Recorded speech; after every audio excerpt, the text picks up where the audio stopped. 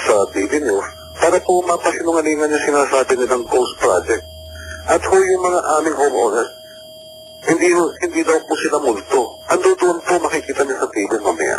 Nakatira na po. Masayang community na.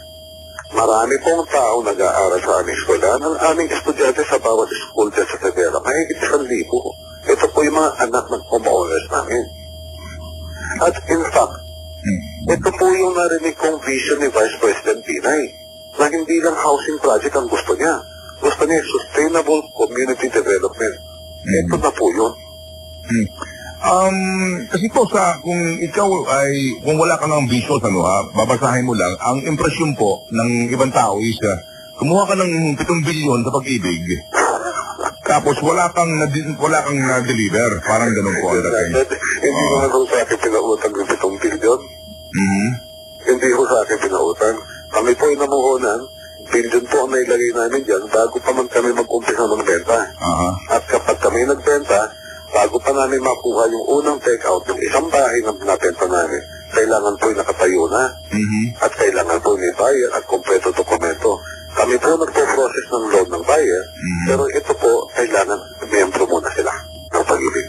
Okay, so, ito ho ngayon, palagay niyo ho ba, mainam po ito na magkaroon nga po ng investigasyon na para lahat ng mga ipinupukol sa inyong mga aligasyon, masagot po ninyo, at may paliwanag niyo kung sakasakali man ito binabanggit po, na mga ghost, na mga nag-loan, mga fake dokumento, ito mga isyong ito. Oo, in fact, I welcome the investigation para ho lumabas lahat po ang mga facts. Kasi po, sa isang report lang po na isang reporter sa dyaryo, yung pong 15 taon namin pinaghirapan. Kami po yung negosyante, we live and die by our reputation. Isang iklap po, masira po ang aming pangalan. Hindi lang po ako madali kung ako lang Pati po yung institusyon ng Pag-ibig, na partner ko natin sa housing. Pati po sila, nadawit dito. Yun ang issue na napakabilis nila mag-process ng loan. Bakit naman kung magiging masama yun? Pag matagal naman, nag-reklamo tayo. Kung naging efficient sila, mali pa rin pala. Sana man lang, lumabas yung truth. Yun lang naman nahabol namin yung factual. Puro po kasi may twist yung report ng isang reporter. Puro base lang. Ang binabagay po kasi natin dito na ang parang yung bang dating na yung pinaghirapan na pondo ng mga miyembro ng Pag-ibig, naipon yan lahat, pagkatapos, eto may isang developer na nagsamantala dito. Hindi po. Kahit hindi ho namin pinagsamantalahan ang pondo ng Pag-ibig. Hindi po ito ipinautang sa amin. At hindi totoong ghost project yung aming mga Severa. In fact, pwede namin pag nalaki, isa yan kung hindi man sa pinakamagandang project na low cost. Meron, sa ngayon po, binanggit po ninyo na nakasalalay po ang success at stabilidad ng isang negosyo sa reputasyon. Sa ngayon po sa pangyayaring ito, meron na ho ba kayong mga ginawang retrenchment? Nabawasan ba ang inyong nabenta? Nagkaroon ba kayo ng problema ngayon sa management? Yun ang pinakamabigat. Yun hong mga empleyado namin na mahigit 15 taon na yung iba na nasa amin. Napilitan na akong makawalan. Paano pakawalan po? Retrenchment. Kasi nga po, sa dami ng negative publicity ang inabot namin, pati yung ating mga partner sa bangko, siyempre nagpapanik. Aminin ko naman, yun ho naman ini-invest namin dyan. Hindi naman ho lahat ay pera natin. Wala naman ganun karaming pera. Yung iba naman ay inutang din natin. Ngayon sa isang iglap, nasira aming reputation, siyempre pati bangko nagpapanik. Anong gagawin natin? Ang akin lang, gusto ko lang sana mapakita yung mga projects, yung pong mga bumabatikos, sana man lang paselan nyo yung aming projects na makita nyo. At sinisiguro ko, pag makita nyo po, hindi na namin kailangan magpaliwanag. Kayo mismo, maniniwala kayong hindi ito ghost project. At hindi ito totoong walang nakatira. Okay. Kung nandiyan po yung project, pero yung ghost applicants, yun po yata ang idinidiin dito. At ito daw po ay nagkakahalaga kung katumbas po ng mga 400 loans ito. Mga magkano po ito? 300 million? Magkano po ito? 400 or 500 out of 10,000 units. 5%. At tanongin niyo sino man developer dyan, hindi ho nawawala talaga yung back out. So yan pong may problema na yan, ano ho ba ang remedyo dyan? Mayroon po kaming garantiya nga. Sinabi ko nga, buyback or substitution. So, ito pong mga unit na to, binibenta namin ulit at may mga buyer naman na nakapila na. In fact, kami nga medyo napapagalitan na ng aming mga buyer dahil hindi daw napoprocess ang kanilang loan at gusto na rin daw nila makalipat. Ito po either i-buyback mo or i-substitute mo ng panibagong buyer. So yun po ba illegal? Oo. Kahit po sa bangko, ginagawa yan.